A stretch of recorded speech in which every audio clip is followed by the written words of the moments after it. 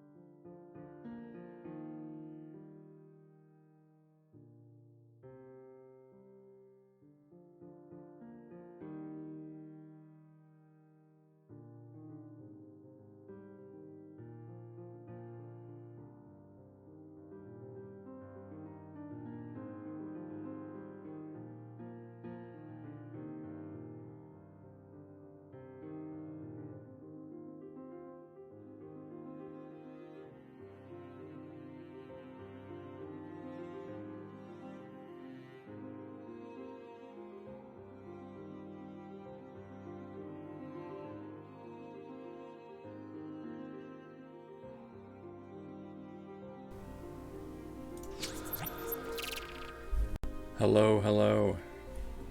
It's good to see you. I hope you're having a fantastic weekend so far. I gotta tell you, it has been calm and quiet here at the Atkinson residence. My son is at his grandparents'. My wife is at a wedding. And even the dog is spending the weekend away. Well, he'll be back tomorrow, but so it's just me and the cat right now, hanging out, doing not so much, trying to give my back a chance to heal a little bit, not overexert it, which is that's why I did not go to the wedding. Otherwise, I would have been at a wedding right now, but that's okay.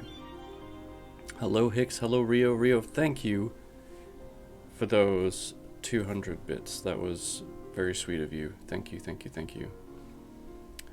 And I'm so glad you guys are here. And I'm glad we get an extra chance to plow into this book, because I told you other books were coming, and there's one still sitting in my mailbox, but I have the rest of them sitting right here. So, as a recap, you know that we've been starting on Coraline towards our next book club read, and thank you for those that joined in Discord. Hello, Aranel, good to see you. Thank you for joining me in the Discord read. It was really interesting and quite creepy so far. So we have that book. The Time Machine by H.G. Wells also showed up in the mail. And I didn't realize how short this one was. Like, this is a short read. There's only like 12 chapters. I don't know exactly when we're going to get into it, but I have it. It's here. It's ready. And then I posted a bunch of books in my Discord for what's coming up next. So here is the first one. Look at how beautiful, when it doesn't green screen, this cover is. It's awesome. And it's a lot thicker than I thought it was going to be. But I can't wait to get into it. So, once we finish War of the Worlds, this is our next read. And then after that, we have another beautiful book cover, Pixie Dust. And both the Stunned, what's up, man? Good to see you. Thanks for coming in. Both Beast of the Plains and Pixie Dust, they're both kind of that. I can't see your screen. What the heck? I don't know. I'm here. Sorry. Don't know what to tell you. So yeah, this this one is also a fantasy style. And then after that, I don't remember. Let me go check actually, because I want to get the order correct. Yeah. Whoa, what just happened? What was that? Rio. I leave the screen for 2 seconds. 2 tier 1 gift subs to Margie and Stunt Mama. Thank you. Thank you so much, Rio. You are a blessing to me. You have no idea. I lost my train of thought. Hold on. Okay. This is not the order. So, who did that? The book that is in my mailbox comes up after Pixie Dust, but after that book, then we have The Whispering Magpies. So all 4 of these books are written by real-life authors that I managed to connect with. I basically, I put a hook out there and I said, hey, this is what I'm doing. This is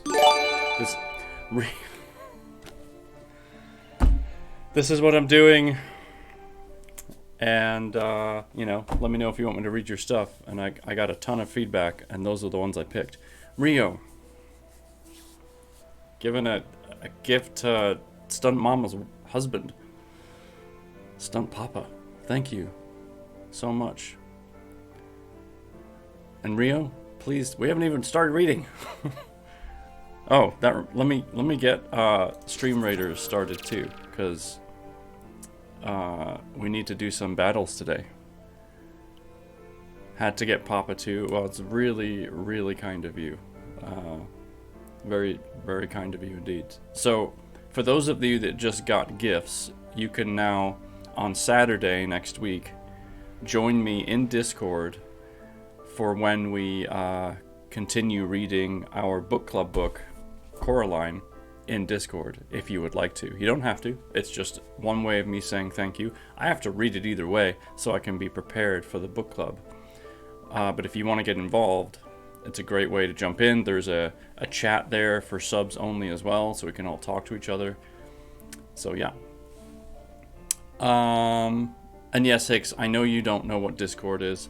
So here, I don't know if you're on a phone or if you're on a PC right now. But if you click that link, that'll get you into Discord. You may have to download something if you don't have Discord already. So do it your own will. But anyway, let's start Stream Raiders. So we are right here. We're going to go up this 3 skull challenge. And yeah, let's go ahead and see who we're up against. Alright, so I think, yeah, we definitely want some archers, we want some tanks. So artillery, tanks, ranged units basically. So I'm going to put out my tank right here. Let's zoom in a little bit.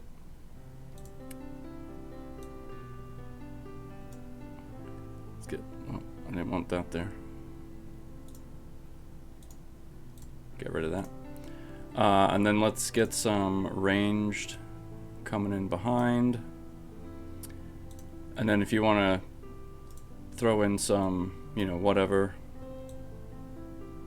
behind that, feel free to do so.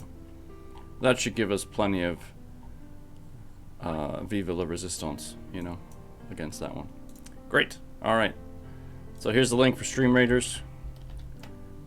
Go ahead and get your units in. And then, yeah, let's get into it. Gosh, what a start. All right, you got me all frazzled. Okay, Rio? So I just need you to calm down. You just relax. Okay, this is supposed to be a relaxing stream. Plus, what do you think to the new background, huh? Creepy, creepy. I hope you like it. I picked it out myself.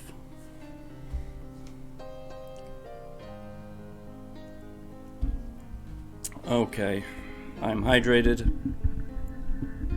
We're all calm now. Right? Ready for some readings.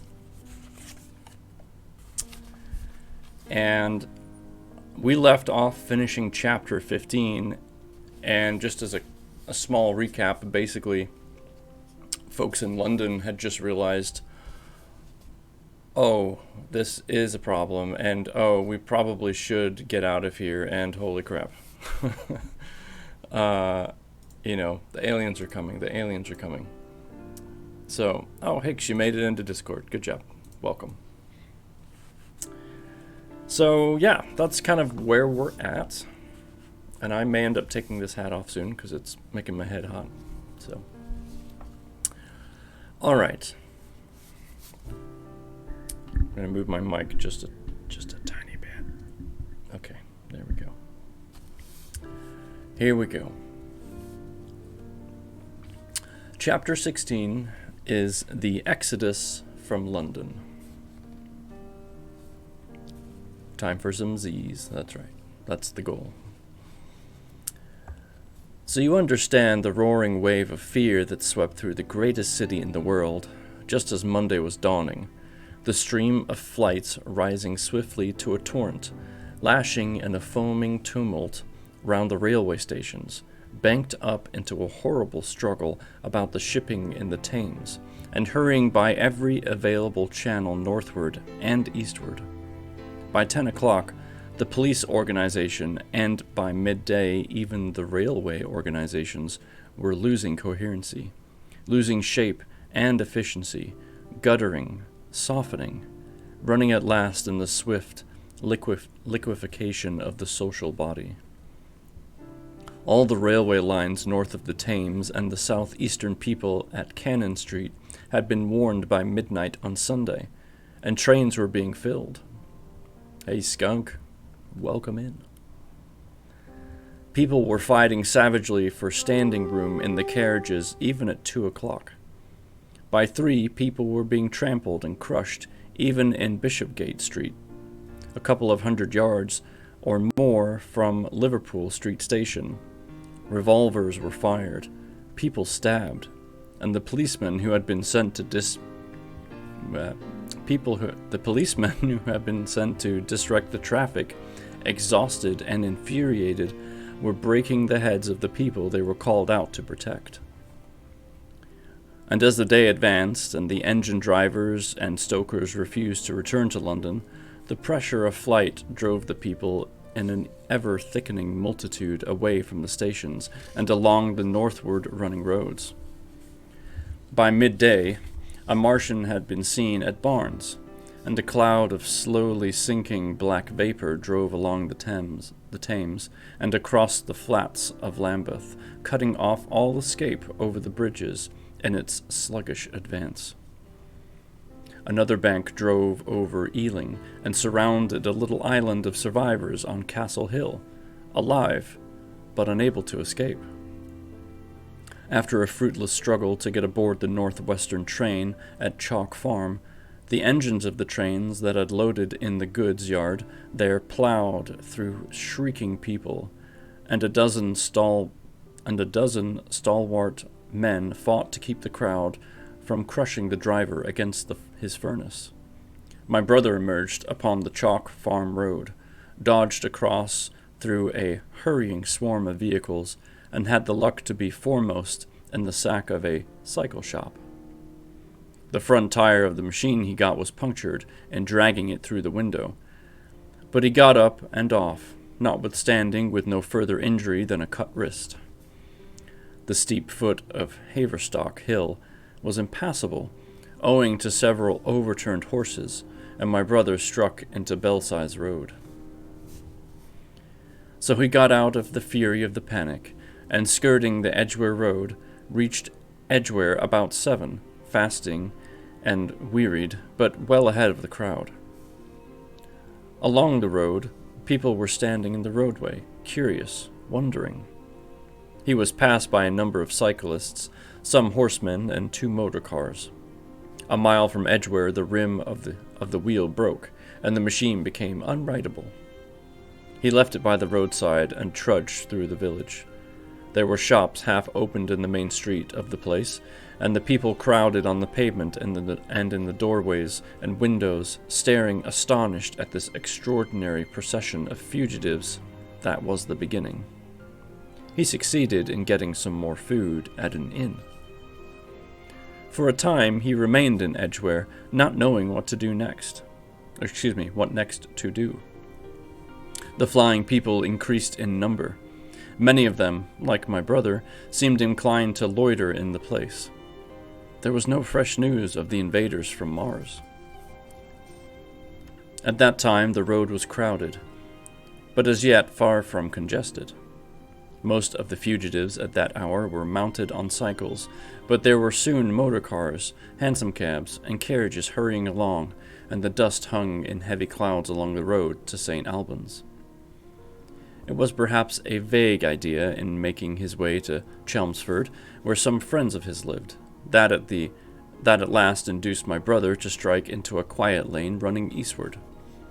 Presently he came upon a stile, and, crossing it, followed a footpath northeastward. He passed near several farmhouses, and some little places whose names he did not learn. He saw few fugitives until, in a grass lane towards High Barnet, he happened upon 2 ladies who became his fellow travelers. He came upon them just in time to save them. He heard their screams, and, hurrying round the corner, saw a couple of men struggling to drag them out of the little pony chase in which they had been driving, while in third, with difficulty, held the frightened pony's head. One of the ladies, a short woman dressed in white, was simply screaming. The other, a dark, slender figure, slashed at the man who gripped her arm with a whip, which she held in her disengaged hand. My brother immediately grasped the situation, shouted, and hurried towards the struggle. One of the men detested, and turning towards him and my brother, releasing from his antagonist's face that a fight was unavoidable, and being an expert boxer, went into him forthwith and sent him down against the wheel of the chase. It was no time for pugilistic chivalry, and my brother laid him quiet with a kick, and gripped the collar of the man who pulled at the slender lady's arm. He heard the clatter of hoofs, the whip stung across his face, a third antagonist struck him between the eyes, and the man he held wrenched himself free and made off down the lane in the direction from which he had come. Partly stunned, he found himself facing the man who had held the horse's head, and became aware of the chase receding from him down the lane, swaying from side to side, and with the woman in it looking back. The man before him, a burly, rough, tried to close, and he stopped him with a blow in the face.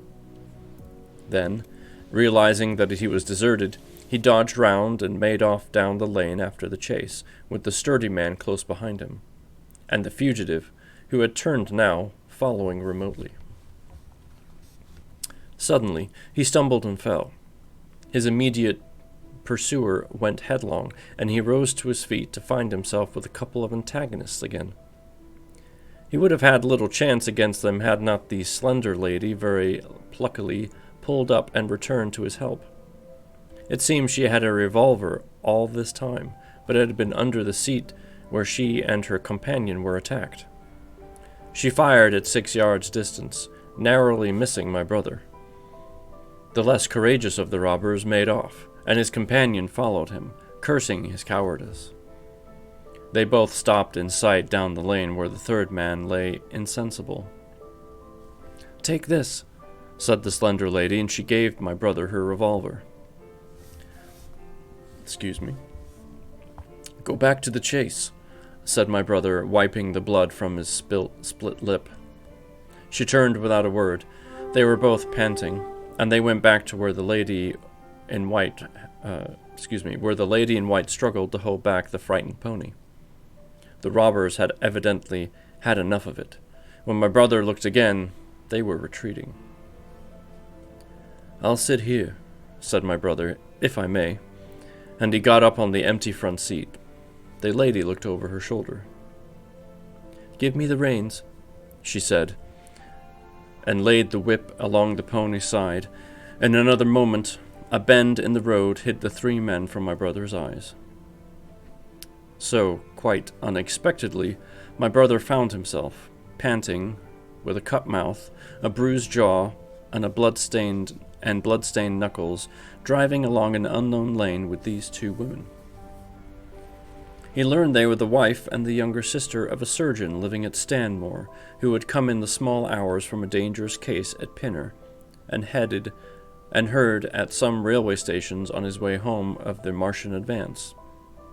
He had hurried home, roused the women, their servant, and left them 2 days before, packed some provisions, put his revolver under the seat, luckily for my brother, and told them to drive on to Edgware, with the idea of getting a train there.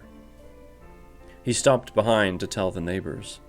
He would overtake them, he said, about 4:30 in the morning, and now it was nearly 9, and they had seen nothing of him. They could not stop in Edgware because of the growing traffic through the place, and so they had come into the side lane. That was the story they told my brother in fragments, when presently they stopped again, nearer to New Barnet. He promised to stay with them, at least until they could determine what to do, or until the missing man arrived, and professed to be an expert shot with the revolver, a weapon strange to him, in order to give them confidence. They made a sort of encampment by the wayside, and the pony became happy in the hedge. He told them of his own escape out of London, and all that he knew of these Martians and their ways. The sun crept higher in the sky, and after a time their talk died out and gave place to an uneasy state of anticipation. Several wayfarers came along the lane, and of these my brother gathered such news as he could. Every broken answer he had deepened his impression of the great disaster that had come on humanity, deepened his persuasion on the immediate necessity for prosecuting this flight. He urged the matter upon them. "We have money," said the slender woman, and hesitated. Her eyes met my brother's, and her hesitation ended. "So have I," said my brother. She explained that they had as much as 30 pounds in gold, besides a 5-pound note, and suggested that they might get upon a train at St. Albans of New Barnet. My brother thought that was hopeless, seeing the fury of the Londoners to crowd upon the trains, and broached his own idea of striking across Essex towards Harwich, and thence escaping from the country altogether. Mrs. Elphinstone? Yeah, I think that's it. Mrs. Elphinstone, that was the name of the woman in white, would listen to no reasoning, and kept calling upon George. But her sister-in-law was astonishingly quiet and deliberate, and at last agreed to my brother's suggestion. So, designing to cross the Great North Road, they went on towards Barnet, my brother leading the pony to save it as much as possible. As the sun crept up the sky, the day became excessively hot, and underfoot a thick, whitish sand grew burning and blinding, so that they traveled only very slowly. The hedges were The hedges were grey with dust, and as they advanced towards Barnet, a tumultuous murmuring grew stronger. That doesn't sound good. They began to meet more people. For the most part, these were staring before them, murmuring indistinct questions, jaded, haggard, unclean. One man in evening dress passed them on foot, his eyes on the ground. They heard his voice, and, looking back at him, saw one hand clutched in his hair, and the other beating invisible things. His paroxysm of rage over, he went on his way without once looking back. As my brother's party went on towards the crossroads to the south of Barnet, they saw a woman approaching the road across some fields on their left, carrying a child, and with 2 other children, and then passed a man in dirty black, with a thick stick in one hand and a small portmanteau in the other. I have no idea what a portmanteau is. Not sure. Then, around the corner of the lane, from between the villas that guarded it as a confluence with the high road, came a little cart drawn by a sweating black pony and driven by a sallow youth in a bowler hat, grey with dust. There were 3 girls, East End factory girls, and a couple of little children crowded in the cart. "This'll take us round Edgware?" asked the driver, wild-eyed, white-faced, and when my brother told him it would, he turned to the left. He whipped up at once without the formality of thanks. My brother noticed a pale grey smoke or haze rising among the houses in front of them. A suitcase. Okay, that makes sense, considering they're traveling and trying to escape. My brother noticed a pale grey smoke or haze rising among the houses in front of them, and veiling the white facade of a terrace beyond the road that appeared between the backs of the villas. Mrs. Elphinstone suddenly cried out, a number of tongues of smoky red flame leaping up above the houses in front of them against the hot, blue sky. The tumultuous noise resolved itself now into the disorderly mingling of many voices. the gride of many wheels, the creaking of wagons, and the staccato of hoofs. The lane came round sharply, not 50 yards from the crossroads. So it's not just any suitcase, it's a large suitcase. Even more sense. Thank you, Aranel. I know I can count on you for that kind of stuff.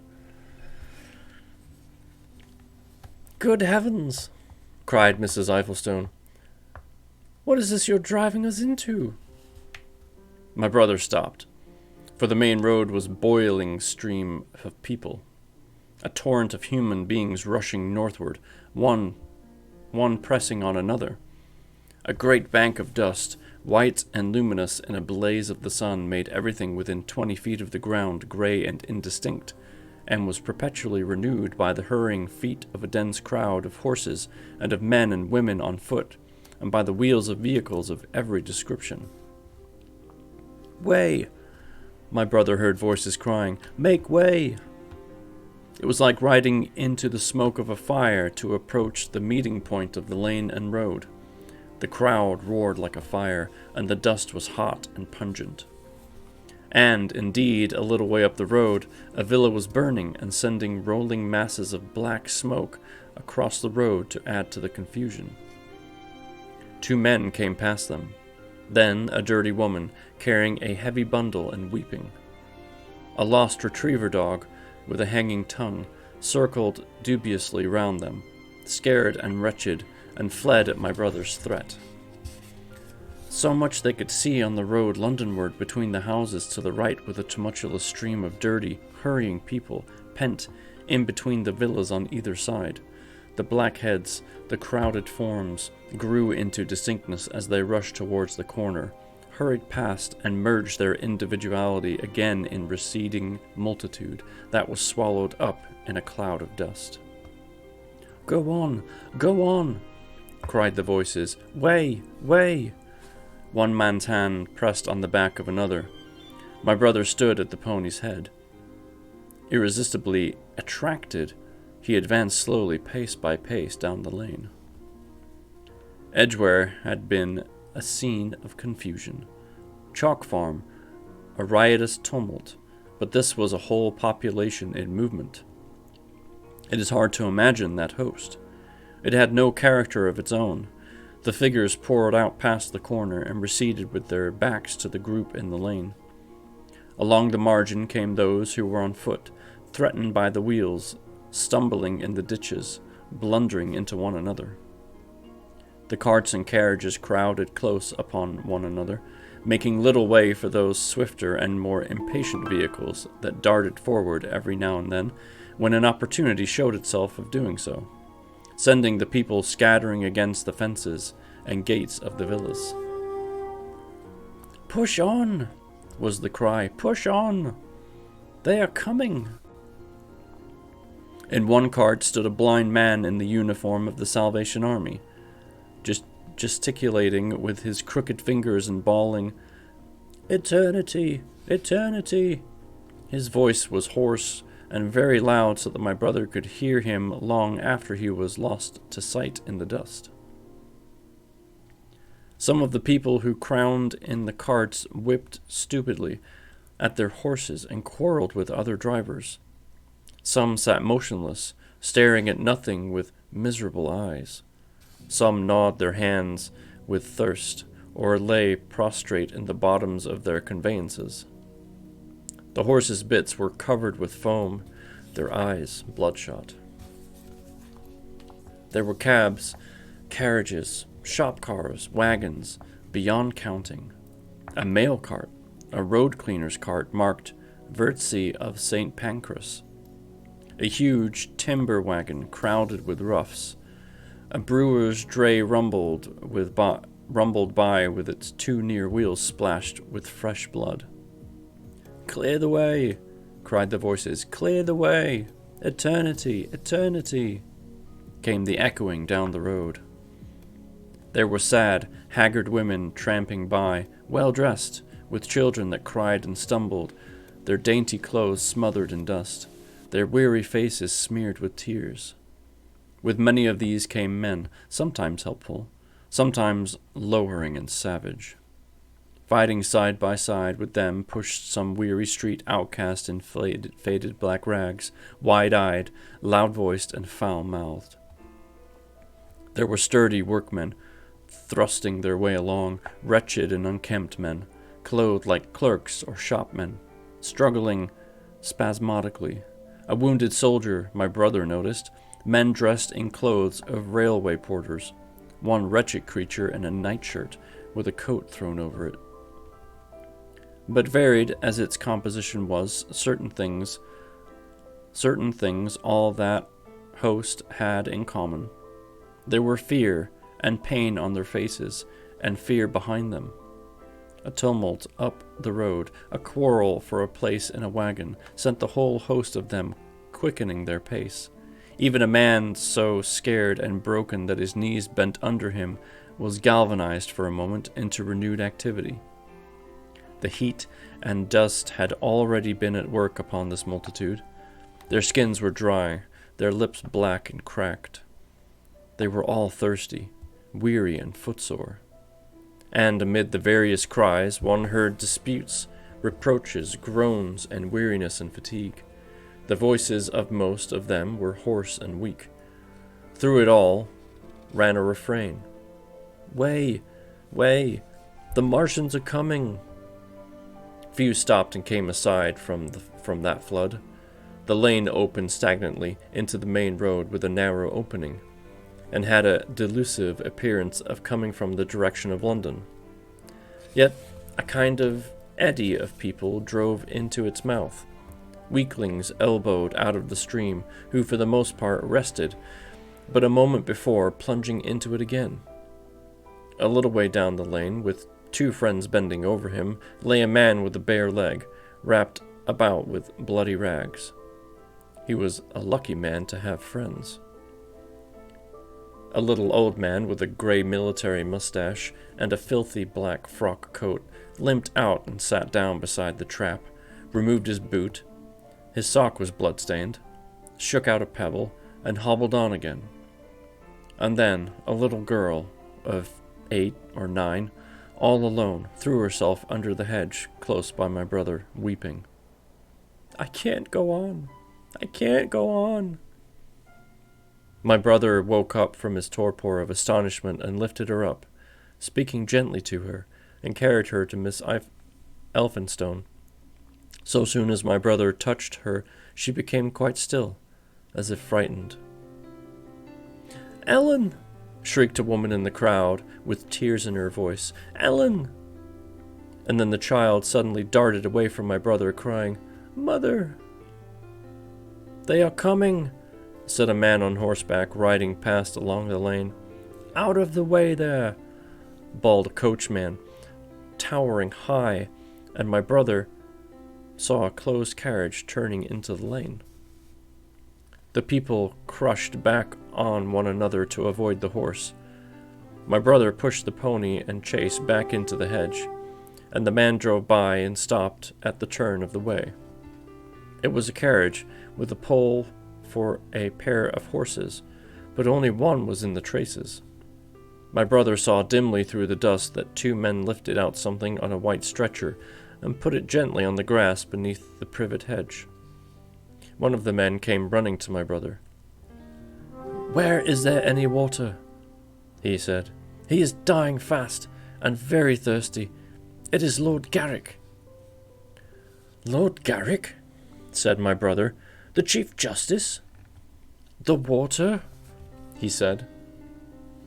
There may be a tap," said my brother, "in some of the houses. We have no water. I dare not leave my people." The man pushed against the crowd towards the gate of the corner house. "Go on," said the people, thrusting at him. "They're coming. Go on."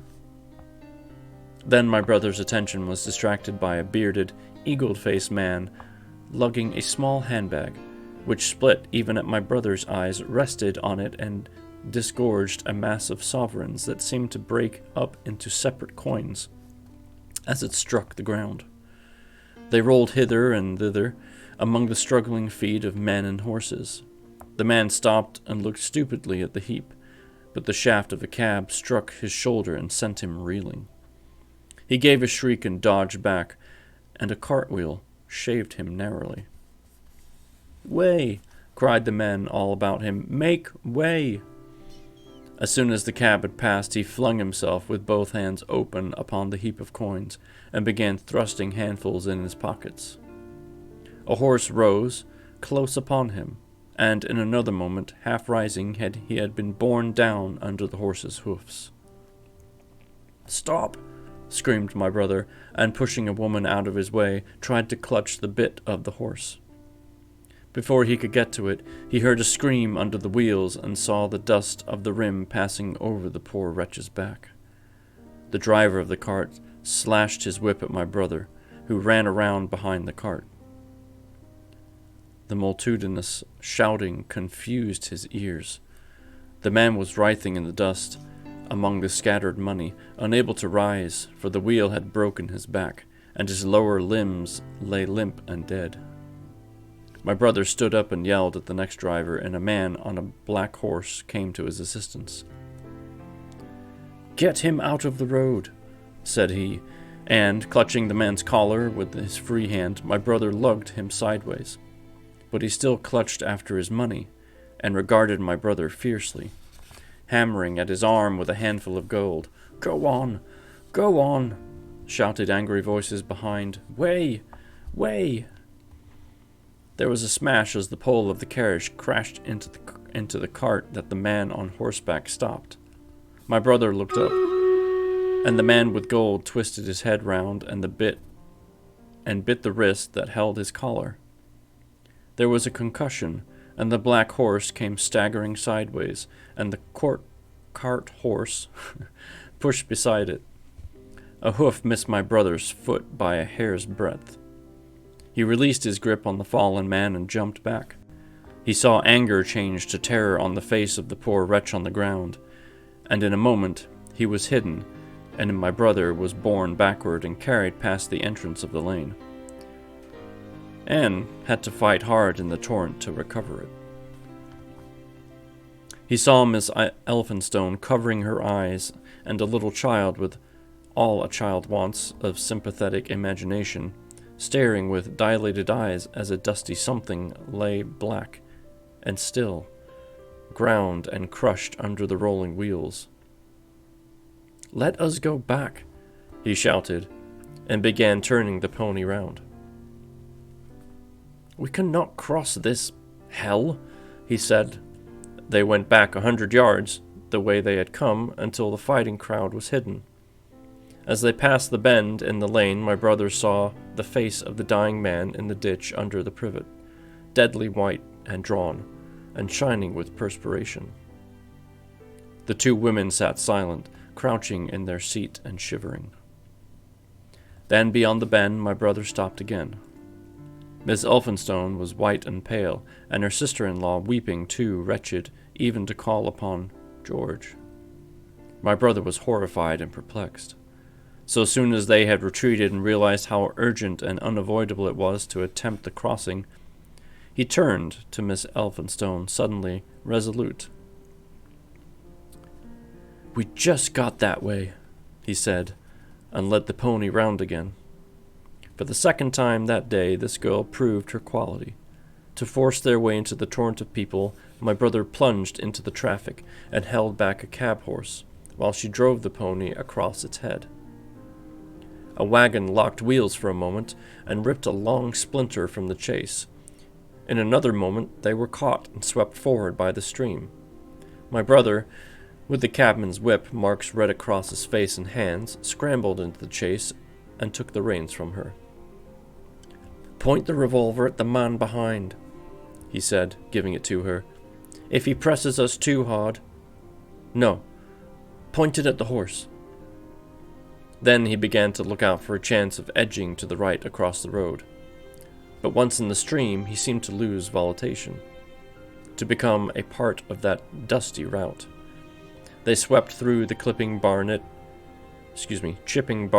with the torrent. They were nearly a mile beyond the center of the town before they had fought across of the opposite side of the way.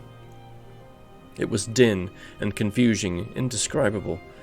But in and beyond the town, the road forks repeatedly, and this too, to some extent, relieved the stress.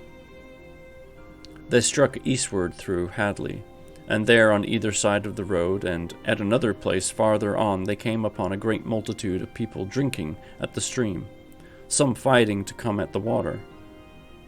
And farther on, from a hill near East Barnet, they saw 2 trains running slowly, one after the other, without signal or order. Trains swarming with people, with men, even among the coals behind the engines, going northward along the Great Northern Railway. My brother supposes they must have been filled outside London, for at that time furious terror of the people had rendered the central termini impossible. Near this place they had halted for rest, or the afternoon, for the violence of the day had already utterly exhausted all 3 of them. They began to suffer the beginnings of hunger. The night was cold, and none of them dared to sleep. And in the evening, many people came hurrying along the road near by their stopping place, fleeing from unknown dangers before them, and going in the direction from which my brother had come. And that is the end of a very long chapter 16. But wow, the details. Holy buckets.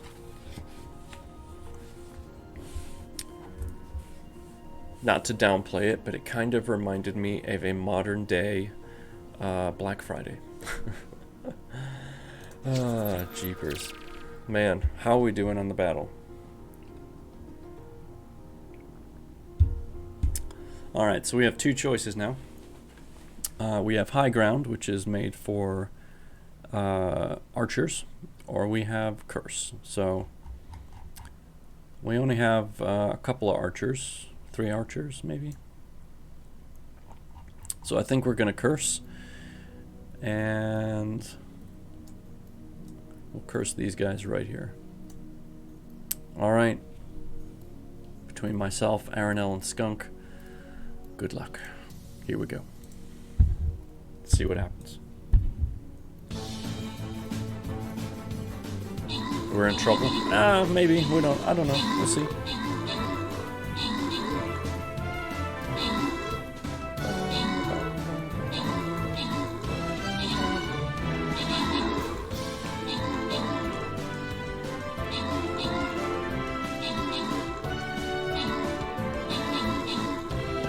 Get that flying. These bats are crazy. Uh-oh. I think we're screwed.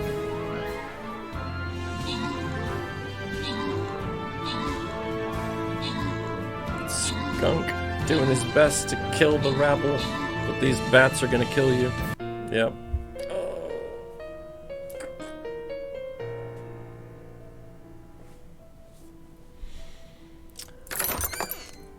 That's alright. We tried. We did our best. And that's all you can ask for. That's all you can do. Given our numbers, we could try a different path that's a little less strenuous. And that's totally okay. So we'll go down here. Or not. I guess we can't. Shoot. Alright, can we do this one? No, we have to go this way. Okay. Let's try again. And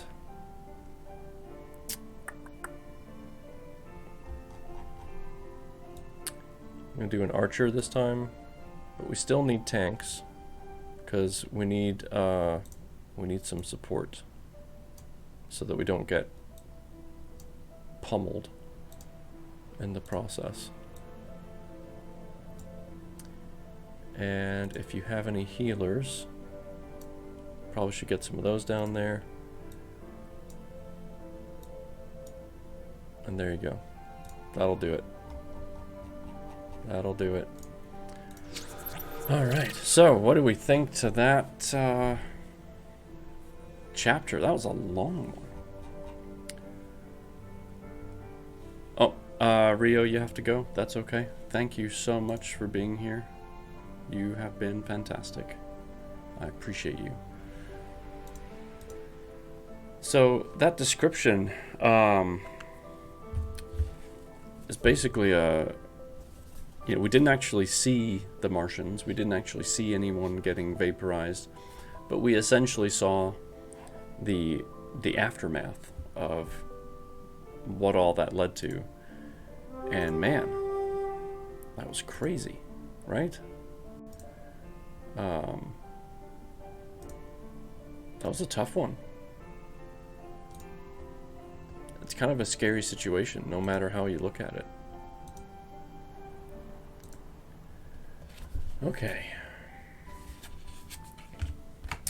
Let's see how we're doing for 17, because I can only imagine what happens next. How many chapters are even in this? I don't even remember. I don't remember if they showed that. I don't think they do. So let me just...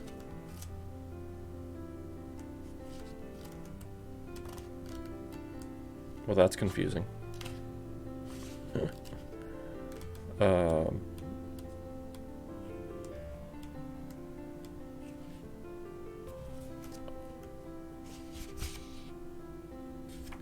Huh. Okay, I didn't realize this until just now. Chapter 17, which is what we're about to start, is technically the end of Book 1. And then there is, make sure I don't lose my page, right here, Book 2. I didn't know that. I had no idea. A little confusing. I thought it would just keep going, but it's fine. Maybe there's something really interesting that we're going to learn in Chapter 17. I have no idea. Okay. Let's keep going. Let's relax. Let's keep enjoying the read. That last chapter was a doozy. Hopefully, not too many more people die from being crushed or trampled or rolled over or shot, for that matter. The world went to nuts. Okay. Chapter 17 is called The Thunder Child. Here we go. Had the Martians aimed only at destruction, they might on Monday have annihilated the entire population of London, as it spread itself slowly through the home counties. Not only along the road through Barnet, but also through Edgware and Waltham Abbey, and along the roads eastward to Southend and Shoeburyness. Shoeburyness? That's an interesting name. And south of the Thames to Deal and Broadstairs poured the same frantic rout. If one could have hung that June morning in a balloon in the blazing blue above London, every northward and eastward road running out of the tangled maze of streets would have seemed stifled, black with the steaming fugitives, each dot a human agony of terror and physical distress.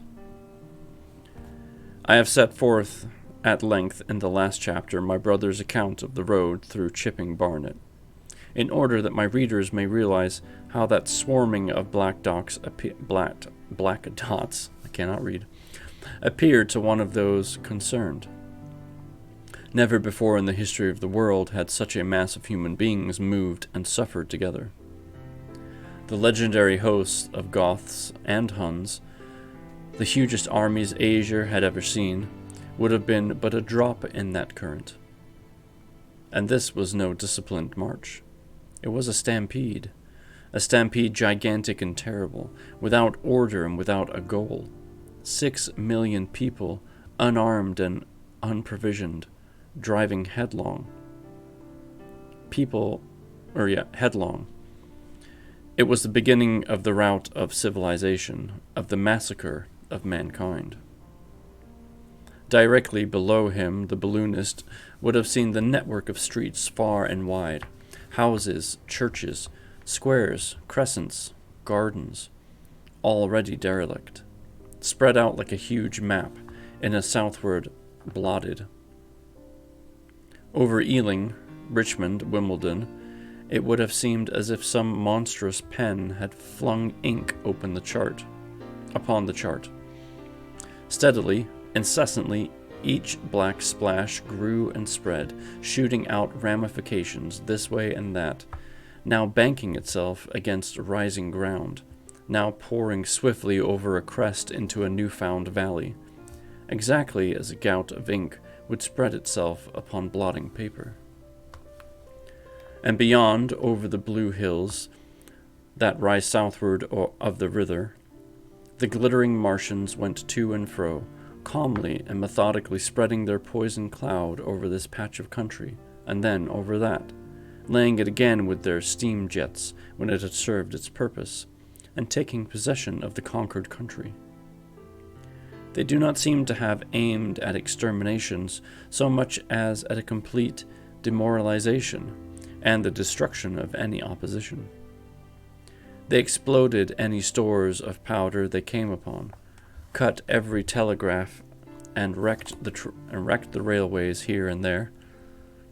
They were hamstringing mankind. They seemed in no hurry to extend the field of their operations, and did not come beyond the central part of London all that day. It is possible that a very considerable number of people in London stuck in their houses through Monday morning. Certain it is that many died at home, suffocated by the black smoke. Until about midday, the Pool of London was an astonishing scene. Steamboats and shipping of all sorts lay there, tempted by the enormous sums of money offered by fugitives, and it is said that many who swam out of these vessels were thrust off with both boat hooks and drowned. About 1 o'clock in the afternoon, the thinning remnant of a cloud of black vapor appeared between the arches of Blackfriars Bridge. At that, the pool became a scene of mad confusion, fighting and collision, and for some time a multitude of boats and barges jammed in the northern arch of the Tower Bridge, and the sailors and the lightermen had to fight savagely against the people who swarmed upon them from the riverfront. People were actually chambering down the piers of the bridge from above. When, an hour later, a Martian appeared beyond the clock tower and waded down the river, nothing but wreckage floated above Limehouse. Of the falling of the 5th cylinder, I have presently to tell.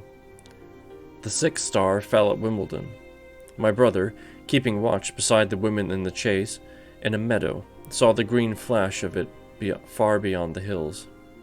On Tuesday, the little party set upon getting across the sea made its way through the swarming country towards Colchester. The news that the Martians were now in possession of the whole of London was confirmed.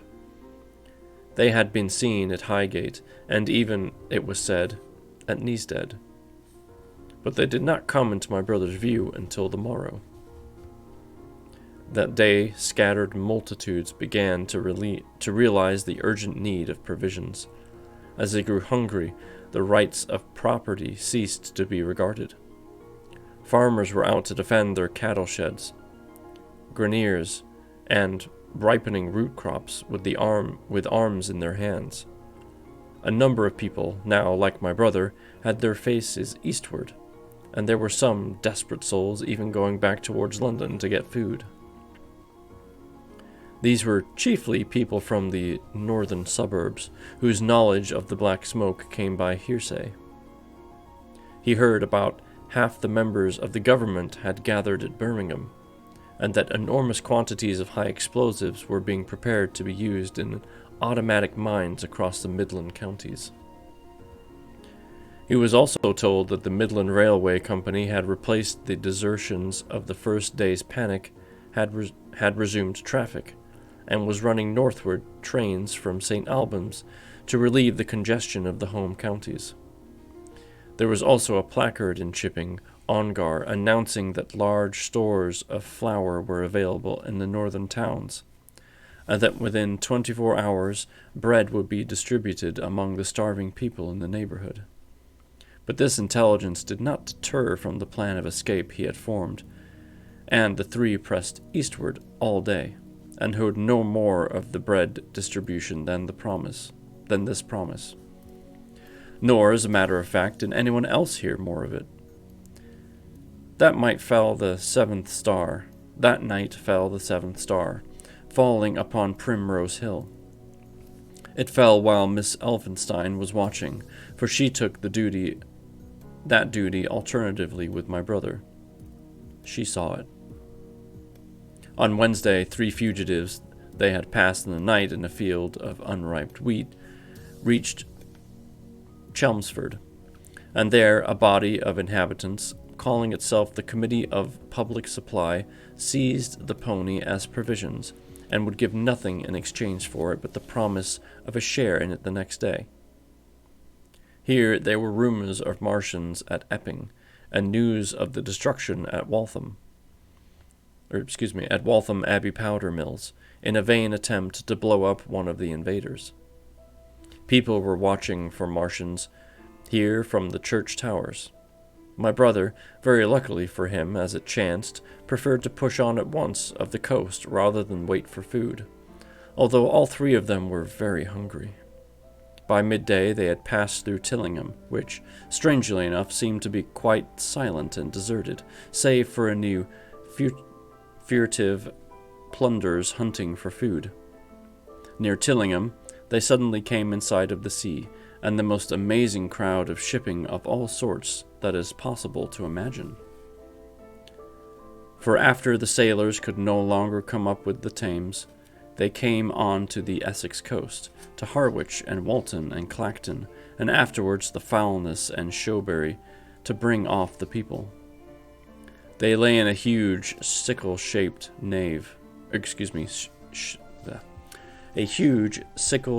curve that vanished into the mist last towards the nave.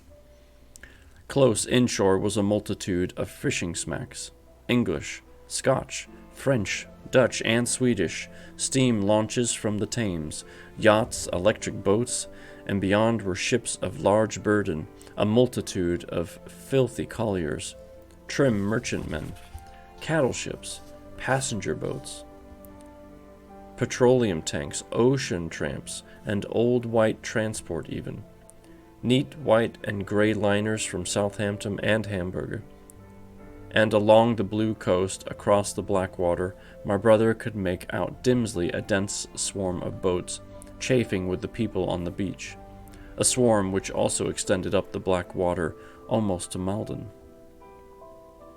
About a couple of miles out lay an ironclad, very low in the water, almost to my brother's perception, like a waterlogged ship.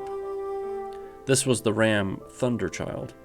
It was the only warship in sight, but far away to the right over the smooth surface of the sea, for that day there was a dead calm, lay a serpent of black smoke to mark the next ironclads of the Channel fleet, which hovered in an extended line, steam up and ready for action, across the Thames estuary during the course of the Martian conquest, vigilant and yet powerless to prevent it. At the side of the sea, Mrs. Elphinstone, in spite of her assurances of her sister-in-law, gave way to panic. She had never been out of England before. She would rather die than trust herself friendless in a foreign country, and so forth. She seemed, poor woman, to imagine that the French and the Martians might prove very similar. That's interesting. She had been growing increasingly hysterical, fearful, and depressed during the 2 days' journeyings. Her great idea was to return to Stanmore. Things had always been well and safe at Stanmore. They would find George at Stanmore. She does love George, that's one thing. It was with greatest difficulty they could get her down to the beach, where presently my brother, where presently my brother succeeded in attracting the attention of some men on a paddle steamer from the Thames. They sent on a boat and drove a bargain for £36 for the three. The steamer was going, these men said, to Ostend. It was about 2 o'clock when my brother, having paid their fares at the gangway, found himself safely aboard the steamboat with his charges. There was food aboard, albeit in exorbitant prices, and the three of them contrived to eat a meal on one of the seats forward. There were already a couple of score of passengers aboard, some of whom had expended their last money in securing a passage, but the captain lay off the Blackwater until 5 in the afternoon, picking up passengers until he had seated decks were even dangerously crowded. He would probably have remained longer had it not been for the sound of guns that began about the hour in the south. As if in answer, the ironclad Seaward fired a small gun and hoisted a string of flags. A jet smoke sprang out of her funnels. Some of the passengers were of opinion that this firing came from shoeburyness, until it was noticed that it was growing louder. All the same time, far away in the southeast, the masts and upper works of 3 ironclads rose one after the other out of the sea, beneath the clouds of black smoke. But my brother's attention speedily reverted to the distant firing in the south. He fancied he saw a column of smoke rising out of the distant grey haze. The little steamer was already flapping her way eastward of the big crescent shipping, and the low Essex coast was growing blue and hazy, when a Martian appeared, small and faint in the remote distance, advancing along the muddy coast from the direction of the Foulness. At that, the captain on the bridge swore at the top of his voice that the fear and the anger of his own delay, and the paddle seemed infected with his terror. Every soul aboard stood on the bulwarks or on the seats of the steamer, and stared at the distant shape, higher than the trees or church towers inland, and advancing with the leisurely parity of a human stride. It was the first Martian my brother had seen, and he stood, more amazed than terrified, watching this Titan advancing deliberately towards the shipping, wading farther and farther into the water at the coast, fell away. Then, far away beyond the crouch, came another, striding over some stunted trees, and then yet another still farther off, wading deeply through a shiny mud flat that seemed to hang halfway up between the sea and sky. They were all stalking seaward, as if to intercept the escape of the multitudes vessels that were crowded between Foulness and the Naze. In spite of the throbbing exertions of the engines of the little paddle boat, and the pouring foam that her wheels flung behind her, she receded with terrifying slowness from the ominous advance. Glancing northwestward, my brother saw the large crescent of shipping already writhing with some approaching terror. One ship passing behind another coming around from the broadside to end on, steamships whistling and giving off volumes of steam, sails being let out, launches rushing hither and thither. He was so fascinated by this and the creeping danger away to the left that he had no eyes for anything seaward. And then, a swift movement of the steamboat, she had suddenly come around to avoid being run down, flung him headlong from the seat upon which he was standing. There was a shouting all about him, a trampling of feet, and a cheer that seemed to be answered faintly. The steamboat lurched and rolled him over upon his hands. Excuse me. Big yawn. He sprang to his feet and saw to starboard, at not 100 yards from their heeling pitching boat, a vast iron bulk-like blade of a plough tearing through the water, tossing it on either side in huge waves of foam that leaped towards the steamer, flinging her paddles helplessly in the air, and then sucking her deck down almost to the waterline. A douche of spray blinded my brother for a moment. When his eyes were clear again, he saw the monster had passed and was rushing landward. A good idea. Thank you. Thank you very much.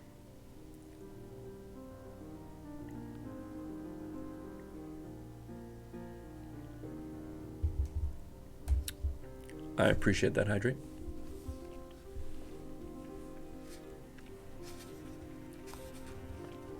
Big iron upperworks rose out of the headlong structure, and from the twin funnels projected and spat a smoking blast shot with fire.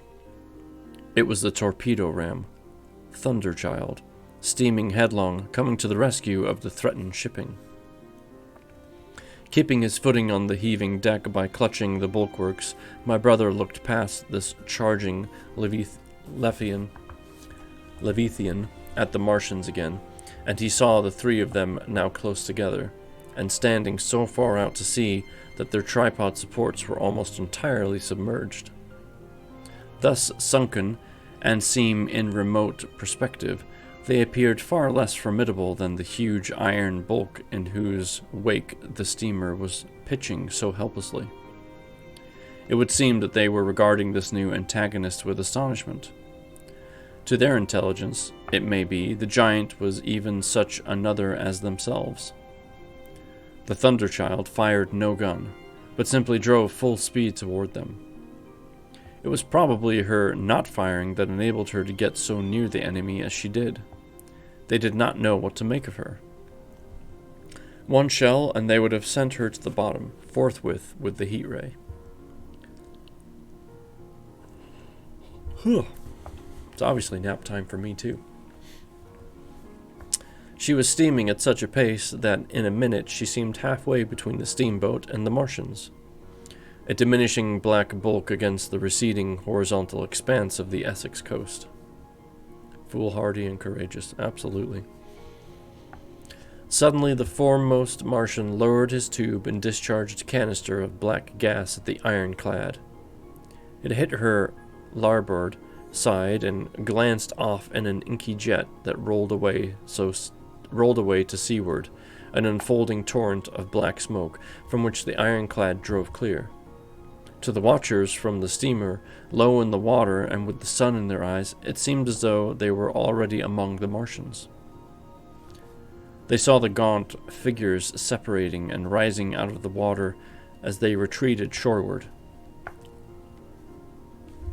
I can't stop now. And one of them raised the camera-like generator of heat ray. It held it pointing obliquely downward, and a bank of steam sprang from the water at its touch. It must have driven through the iron of the ship's side, like a white, hot iron rod through paper. A flicker of flame went up through the rising steam, and then the Martian reeled and staggered. In another moment he was cut down, and a great body of water and steam shot high in the air. The guns of the Thunderchild sounded through the reek, going off one after another. One shot splashed the water high, close by the steamer, ricocheted towards the other flying ships to the north, and smashed a smack to the matchwood. But no one heeded that very much. At the sight of the Martian's collapse, the captain on the bridge yelled inarticulately, and all the crowding passengers on the steamer's stern shouted together. And then they yelled again, for, surging out beyond the white tumult, drove something long and black, the flames steaming from in the middle parts, its ventilators and funnels spouting fire. She was still alive, and the steering gear, it seems, was intact, and her engines working. She headed straight for a second Martian, and was within 100 yards of him when the heat ray came to bear.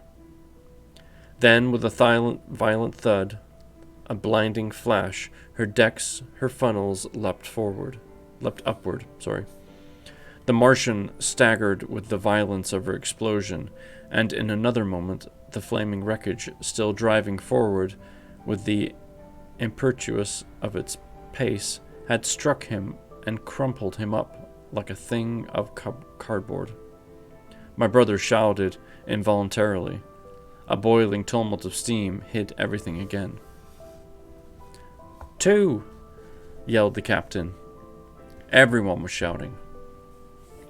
The whole steamer from the end to the rang with frantic. The whole steamer from end to end rang with frantic cheering that was taken up by first one and then by all in the crowding multitude of ships and boats that was driving out to sea. The steam hung upon the water for many minutes, hiding the third Martian and the coast altogether. And all this time the boat was paddling steadily out to sea, and away from the fight. And when at last the confusion cleared, the drifting bank of the black vapor intervened, and nothing of the Thunderchild could be made out, nor could the third Martian be seen. But the ironclads to seaward were now quite close, and standing in towards the shore past the steamboat. The little vessel continued to beat its way seaward, and the ironclads receded slowly towards the coast, which was hidden still by a marbled bank of vapor, part steam, part black gas, eddying and combing in the strangest way. The fleet of refugees was scattering to the northeast. Several smacks were sailing against the ironclads and the steamboat. After a time, and before they reached the sinking cloud bank, the warships turned northward, and they abruptly went about and passed into the thickening haze of evening southward. The coast grew faint, and in the last indistinguishable amid the low banks of clouds that were gathering about the sinking sun. Then suddenly, out of the golden haze of the sunset, came the vibration of guns, and a form of black shadows moving. Everyone struggled to the rail of the steamer and peered into the blinding furnace of the west, but nothing was to be distinguished. Wow, I'm so sorry. Nothing was to be distinguished clearly. A mass of smoke rose slanting and barred with the face of the sun. The steamboat throbbed on its way through the interminable suspense. The sun sank into gray clouds. The sky flushed and darkened. The evening star trembled into sight. It was deep twilight when the captain cried out and pointed. My brother strained his eyes. Something rushed up into the sky out of the grayness, rushed slantingly and upward, and very swiftly into the luminous clearness above the clouds in the western sky. Something flat and broad, and very large, that swept round in a vast curve, grew smaller, sank slowly, and vanished again into the grey mystery of the night. And as it flew, it rained down darkness upon the land. And that is the end of not only the chapter, but book 1. How about that?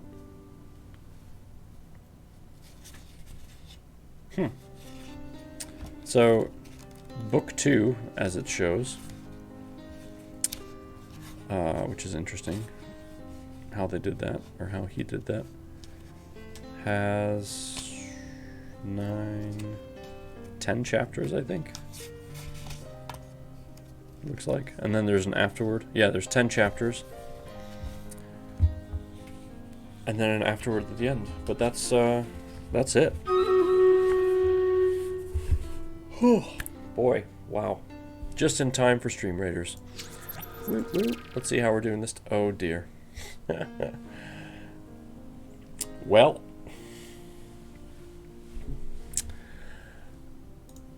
We're gonna die. But that's okay. Let's try high ground this time. Put it right there. Good luck. May your kills be victorious and our deaths be quick. Here we go.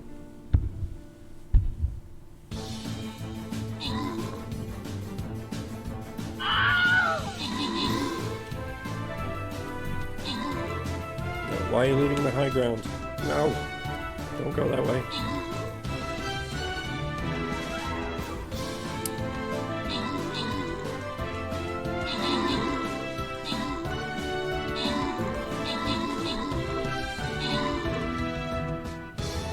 Foolhardy and courageously, yes.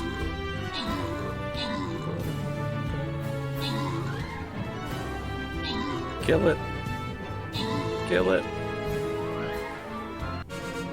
Wow. I don't know what to tell you. I am shocked. Absolutely shocked. Alright. Aaron L., well-deserved Bomber Scrolls. Good job. I can't believe we lived. I cannot believe we lived. That's amazing. Good job, everybody. Good job. Whew. Wow, I am gonna take a mid-afternoon nap, that is for sure. And then later, I'm probably gonna drag myself to a movie or something. There's like 4 movies out right now that I want to see. They're all playing. I can't see all of them, not at once. So I gotta pick one of them. But in the meantime, we'll still do our normal read tomorrow at 2 o'clock, same time. And I'm not sure how much of this we'll get through, as I'm staring at the book at the moment. But it's going to be exciting to start book 2, which, like I said, I didn't realize this book had a book 2. I don't know why I just didn't make it all one book. Not sure. Figures I get up early and miss Stream Raiders and the read. It's okay, Garuki. I'm glad you stopped by. What are you going to see? I think I'll probably go watch Venom. Like, there's a few other movies. There's like Free Play with Ryan Reynolds. There's Suicide Squad still playing. I haven't seen that yet. And Shang-Chi. I'm not sure how you pronounce it. That one's playing as well. Still. But yeah, I think I'll probably go see Venom. It also has the most showtime options, so I'm not like, you have to be there at 7:20 or something. So. Oh man. This new med I started taking, I now take it in the morning and in the evening, and it does make you a little bit drowsy. So now that I'm taking it in the morning, it just kind of kills my whole day. It really does. It sucks. It's going to take me a good week or two. Yeah, Free Guy. Not Free Play. It's Free Guy. Looks like a funny one, but I think I'll wait to watch that. So yeah. Let me see who we can raid, because it'd be fun to go say hi to somebody.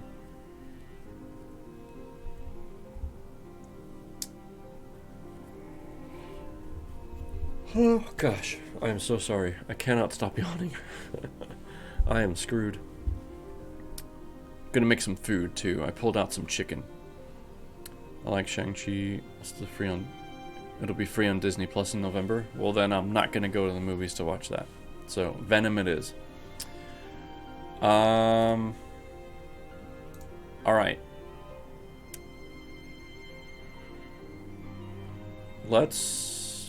Well, we got a couple of options. We could go say hi to Zeroa, who's doing a Just Chatting. But he also does Stream Raiders, and he also does PCG for Pokemon. Or we could go say hi to Here There Be Monsters. They do Stream Raiders as well. I don't know if they're doing it right now, though. But there are no other USG folks on right now. Oh, man. There goes another yawn. This is the yawning stream. Glad you could be here. So what do you want? Do you want to watch someone playing Valorant? Hello, Aaron. We're just ending, actually, Aaron. We got to an interesting part in the book of the War of the Worlds. Apparently, book 1 ended, and there's a book 2 within the same book. So, we're just kind of saving that for tomorrow, because this is a bonus stream. Not normally here on a Saturday. Although, once I get my sound dampening up, and I've got my green screen behind me, I'm really hoping that I can stream more at night. I may have to talk a little bit more subdued and calm when I do it. But, nonetheless, I'm hoping it will happen. But the panels aren't here yet, so there you go. Aaron, are you streaming at all today, sir? Now, even? We were about to do a raid.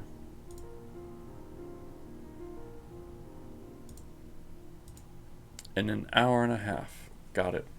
FYI, Aaron, in an hour and a half. So that'll be 5 p.m. my time.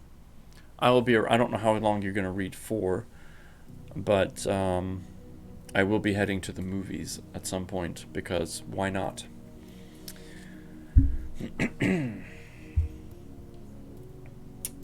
Yeah.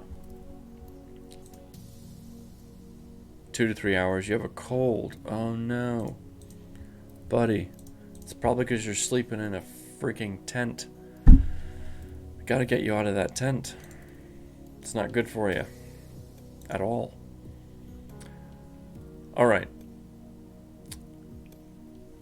Let's go over to Here There Be Monsters. Thank you all so much for coming and hanging out with me on my bonus stream today. I really appreciate it. If you are a sub to these guys, there's a sub message as well. I can't thank you enough. It's meant a lot to me, and I know Aaron and Garuki, you came in last minute. That's okay. We'll still be reading tomorrow, normal starting time, and we'll start with book 2, and then in about a week or so, a week or two after that, we'll be getting into our next book, Beasts of the Plains. And this is a long read. This is a long read, so I do not know how long this will take, but I'm excited to start it. So, it's going to be good.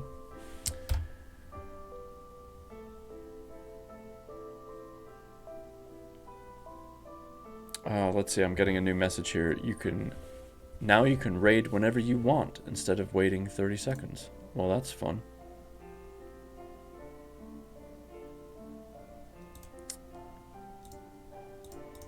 So, why isn't it letting me raid then?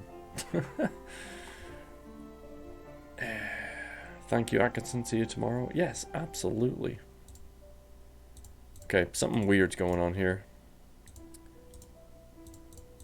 Go away, message. Like, why? Let's try this again. Like, Twitch be updating stuff, and it's confusing. Are we already in there? No. I'm so confused. What is going on?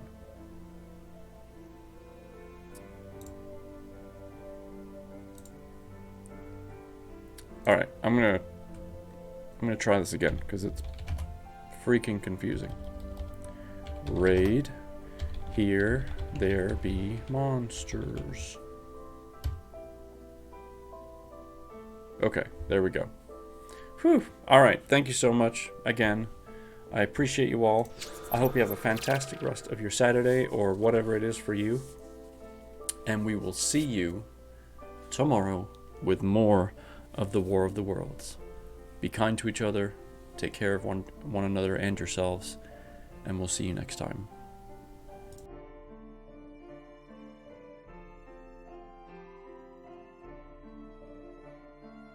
it's really like there's not much of a positional advantage. It's really a 50-50 kind of gunfight area. Here we go, though. Got Fake it B Molotov. and rotate over to A.